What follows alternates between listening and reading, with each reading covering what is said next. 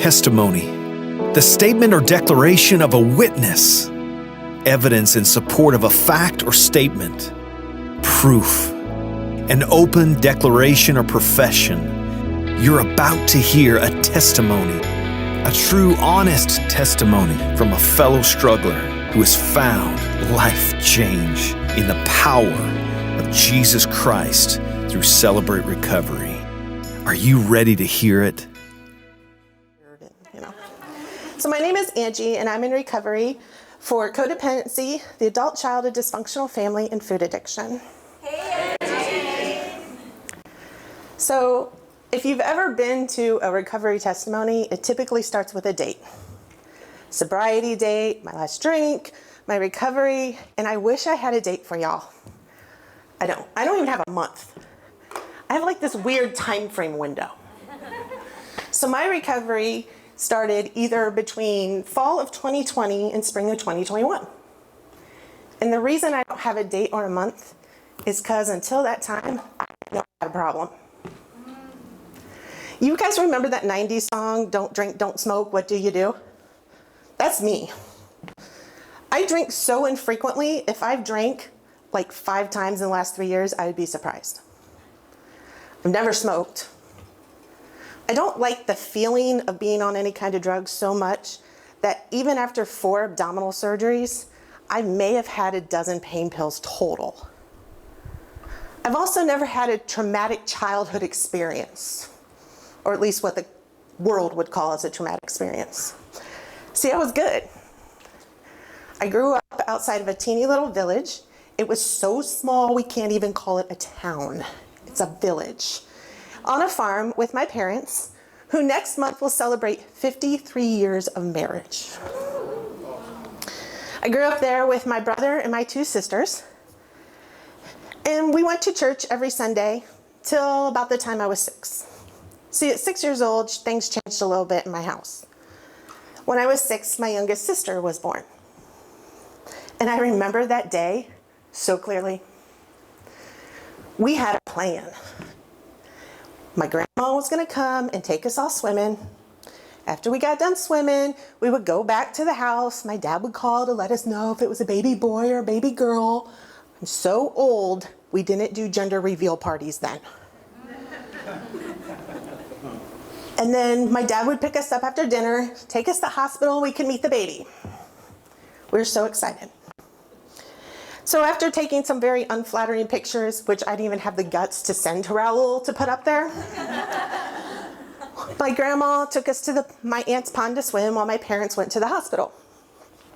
And the pond turned out to be a very traumatic experience for me and my siblings. See, we didn't know my grandmother was deathly scared of water. So we get there, we're excited. We go running into the pond. We all know how to swim. We get to about our knees, and my grandma tells us that's far enough. Now, can you imagine? I'm 6 years old. That's like a foot of water. That was super exciting. We stood there and looked at her, and we're like, you're kidding, right? And then my oldest sister, she's the wisest of us all, goes, well, just sit. She'll never know. So we did. We sat. And then my grandma turns and sees the water to about our chest, and she freaks out. My grandmother yelled at us 3 times in my life that I remember, and this was one of them. About how we were all going to drown, and she couldn't explain that to my parents, that we drowned on her watch because we wouldn't listen to her. So then my sister stands up to show her we're only at our knees. Well, that was it. Now we're back talking and all sorts of stuff, and we had to leave right now. It was a whole whopping 5 minutes, if that. Very exciting. So much for keeping us distracted. So we go home, we wait for the phone call. The phone finally rings. My oldest sister, who's the fastest of us all because she has the longest legs, gets to the phone, picks up the phone, and asks my dad, is it a boy or a girl? So this is what you gotta know. My parents lost their creativity when it came to naming the last child. If it was a baby boy, his name was going to be Aaron. If it was a baby girl, her name was going to be Aaron. And my dad has my weird sense of humor, right? So my sister picks up the phone and she goes, well, and he goes, it's an Aaron. Get your grandma. That wasn't helpful. So grandma gets on the phone and we're going, come on, come on. So she finally goes, it's a girl. So me and my sister, we're so excited, right? Yeah, and my brother's crying because now he's the only boy. And my grandmother yells at us for the second time, get out of the house right now, as she's on the phone. So we go outside. We don't know what's going on, right? So we go outside. We're still cheering. My brother's still crying. You know, it's great. I'm sure we looked great to the neighbors. And my grandma comes out and goes, you get your bags packed right now. You're going to your aunt's to stay the night. No, we're going to go see that. She goes, you listen to me right now. And you pack your bags and you're going to stay the night. So we did. We packed our bags and we went to my aunt's. We later find out that my sister was born with so many multiple birth defects. They did not expect her to live through the night. And when she did make it through the night, they didn't expect her to make it through the next day. And when she was about 5 days old, the doctors looked at my parents and said, if you have any fighting chance for this kid to live, you need to take her to Columbus, to the Ohio State Children's Hospital. They're the only ones who can maybe help. So my parents lived by the motto, Craigs don't quit, and they weren't going to give up on that kid. And so they chose to bring her home for one weekend so we can meet our sister, and then they would take her to the hospital. And so that Friday night, my parents brought home the scrawniest, palest, full-term baby I've ever seen in my life to this day. And I delivered baby for almost 20 years. And it started a very long 6-year journey to fighting for my sister. And during that time period, I learned what it was really like to be a Christian. I saw a glimpse of it. See, this teeny little village, although it's so small it can't be a town, probably has 20 churches in it. And they all stepped up. And regardless what sporting event any of us kids had, there was someone there cheering for the Craig kid. They may not have known our first name, but we all looked the same. So they cheered for us. They brought us food. If we needed rides, they would drive us to where we needed to go. Whatever needed done, they did so my parents could be with my sister. And there's not enough time to tell you all the stuff that happened in those 6 years, because that's really not what tonight's story is. But if you ever wonder why I worship the way I wonder, or worship the way I worship, know this. From the time I was 6 till I was 11, I saw more miracles happen than most people see their whole entire lives. So I grew up on a farm. Any other farm kids here? Yeah, the four in the back. They're gonna know what I'm talking about. The rest of you are gonna be like, But farm life is hard. You work super duper hard. And by the time you're able to walk and maybe carry a bucket, you're feeding the animals and you're doing something, right? So by the time I was 9, my dad decided I could really farm. I was big enough now.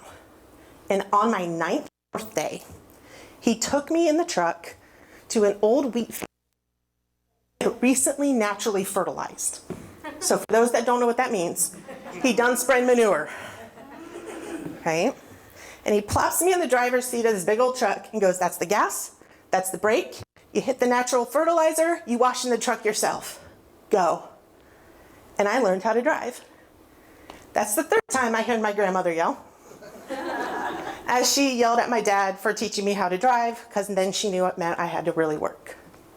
And from that time, I plowed fields, I could plant, haul fertilizer, haul manure, spread it myself. I could also haul grain and put it in big, huge grain bins. So I probably almost died about 10 times in that grain bin. Thankfully, me and my brother had a system where we would hold each other's belts and yank each other out, because you can sink real fast in them suckers, right? And my dad, one year, he got real creative. He tried to keep us busy during the summer because there wasn't a whole lot of farming action. So he decided he was going to hire me and my brother to paint barns. Very wise move. I was probably 11 or 12, which made my brother about 9 or 10. And there is nothing like standing on the top of a 100-year-old wood ladder, stretching as far as you can to try to hit the top of that barn. And that ladder is perched on the top of a front end loader as high as the front end loader would go. So you're about 100 feet in the air.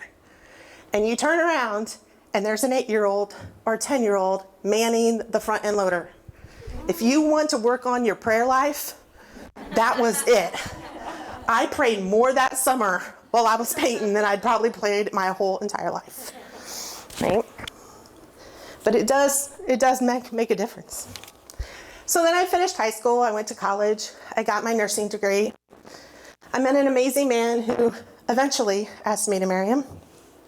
And then after 2.5 years of marriage, we moved to Florida, where I finally got to live out my dream of delivering babies.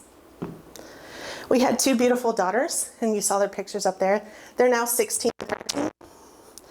And when my body could no longer take those crazy 12-hour nursing shifts, I went back to school and got my degree so I could teach nursing. And everything was great. Nothing was wrong. I learned through watching the church take care of us when I was 6 to 11 that you serve and how important it was to serve and give back. So anytime something came up where my talents and my gifts could be used to glorify God, I did it. I volunteered at church. I volunteered for walks. I was the medical team on probably 15 5Ks. I had the talent. All I had to do was sit there. I didn't have to walk it. So, and then one day this opportunity came to the worship team that they needed help with a recovery group they were going to start at the church. And they needed someone to do worship 1 Friday a month. So I took it to my husband. I'm like, hey, he's like, we got the talent, we got the gifts. Let's do it. So we went and told him, yeah, we'll do it. No big deal. And then one day, Pastor Delmar, who isn't here, but he called me and he goes, hey, we're having a leadership meeting for this recovery group. I want you to come so they can meet you. That way, when you show up for the first meeting, they're not freaking out like, who is that and why is she doing things? So I came. My husband, unfortunately, couldn't make it due to scheduling issues, so it was me. If he'd come, things probably would have changed. But while we were there, someone mentioned how weird and disheartening it was to have someone go up on the stage, do worship, and then as soon as it was over, leave. And I'm one that follows Colossians 3:23-24 that says, and whatever you do, do it heartily, as if to the Lord and not to man. Amen. So I was going to do this sucker. And I said, I'm in. And I remember going to that step study, and those poor women, I feel so bad. I should apologize to probably every single one of them. They had no idea what was going on.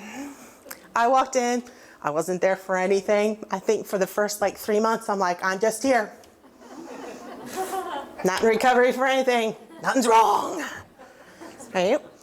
And because I was going to do this for God, I had that book, and I would open that sucker up, and I would read whatever it said. I would read the verses. I answered the questions. And I am a scholar, so every answer had to be just perfect and written just perfectly. I'm pretty sure they thought this is the weirdest thing and she's really not with us, right? So we get to step 3, and step 3 says to find yourself a sponsor. Cool, I can do that. The book gives you a list of ways to find sponsors. I did them all. I went and I took every single person I could find who had been through the study out to dinner or breakfast or lunch. I sat with them. I saw if we had a connection. I did all sorts of stuff. I was going to do this right. So I finally find myself a sponsor, right? And we get to step 4, which has become my favorite step. It's usually everyone's least favorite. But step 4 is making a moral inventory. So my sponsor goes, well, this is what you do to do an inventory. Get yourself in a special place, tune everything else out, see what God says. And I'm like, okay. And I read the book, and it says to take time, set an appointment, you do your thing. So I made an appointment with myself in my calendar. Away, I made sure there was nobody there. My kids were gone, my husband's gone. I'm gonna do this right? So I have my glass of water, I have my Bible, I have my book, and my 1 sheet of paper to write my inventory on. Those who are chuckling know why. So I prayed, just like everyone tells me to, and I cleared my mind, and I sat. And I sat, and about 30 minutes later, I'm like, see, I knew I was okay. Nothing. I got nothing. Ha ha. And about that time is when the floodgate opened. And I realized who I really was. See, during my childhood, when I saw all those amazing miracles happen and everything else go on, I taught myself some lessons that made me develop habits that were not only hurting me, but also my family. See, over those years, my sister was in and out of the hospital and my parents were traveling with them.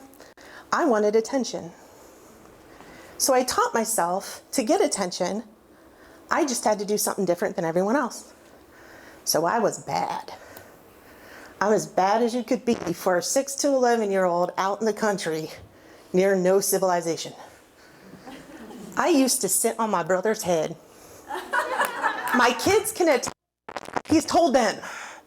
I'm surprised my poor brother's head ain't like 3 inches wide and like 10 inches tall, because I'm double his size easily. I used to fight, bite, hit, punch.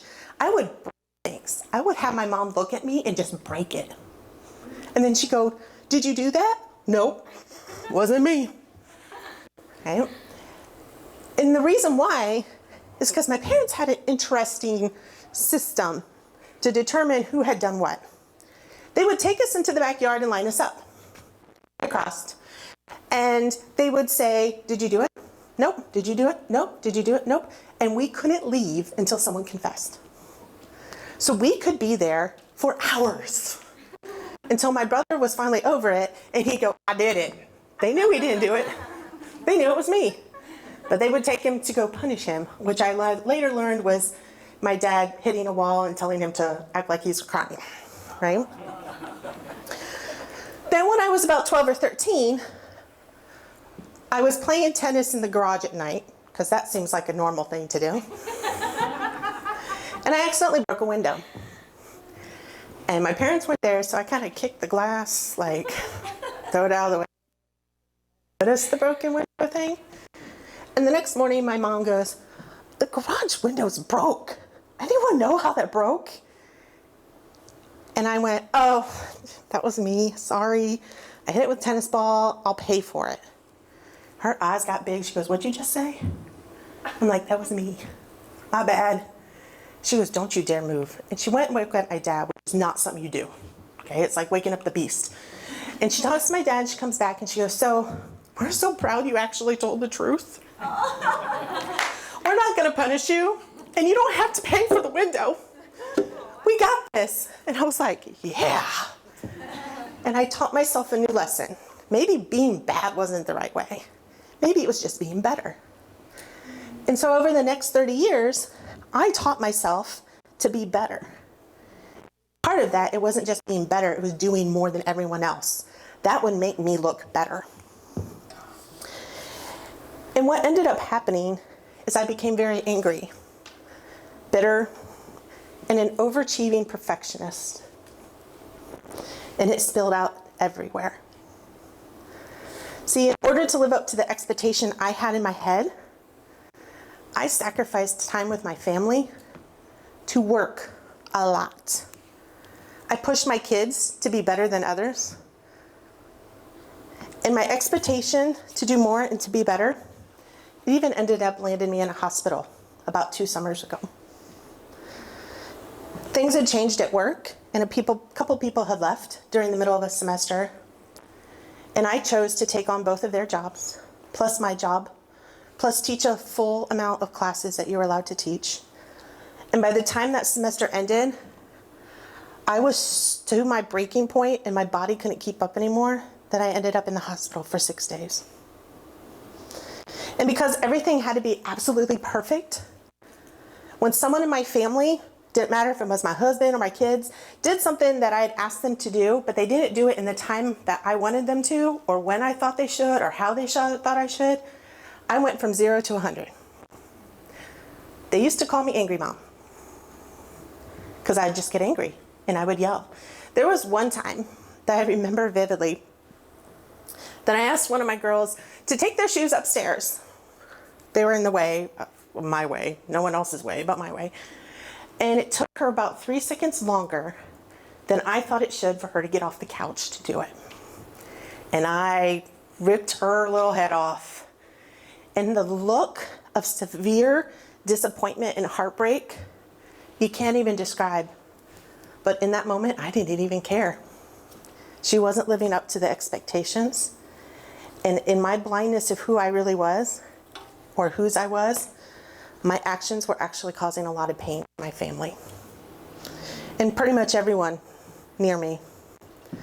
But thank God. See, the hardest thing I've ever done in my life is write out that moral inventory in step 4. But once God opened up my eyes to all the roots of my hurts, my habits, and my hang-ups, confessing them and making amends wasn't that hard. At least for me. See, I met with my sponsor and she goes, the best thing to do, just write it down. Write yourself letters. And I wrote letters. Oh my goodness, did I write letters? I had a stack like this. So the next time I met with my sponsor, I'm reading her these letters and she was like, oh my gosh, you got a lot of letters. And we made a plan. And so if it was someone I knew who wouldn't talk to me anymore on the phone because of what I had done to them, I mailed them a letter. There was people on there who are no longer with us in this world. I spoke to the sky. I called people. I even hunted my poor sister down on Christmas Eve morning for breakfast and blobbed out on her.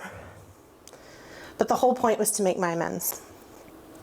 And for every time I made amends or I forgave something or someone, the weight that I didn't even know I was carrying slowly lifted.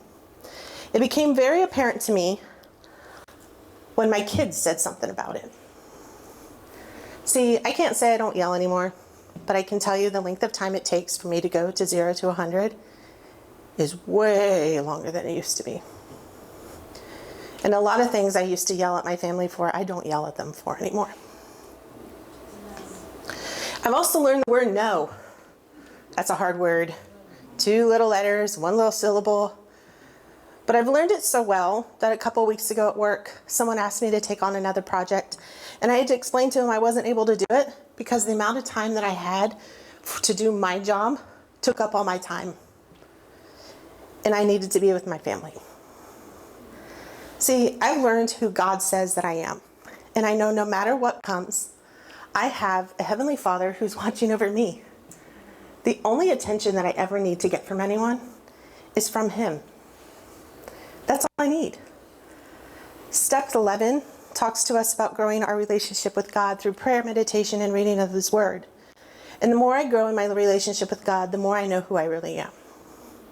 1 Thessalonians 1:4 says, "Our friends, we know that God loves you, and He has chosen you to be His own." See, I now know I'm His. He chose me, not because I'm better, not because I do more. He chose me when I was doing that.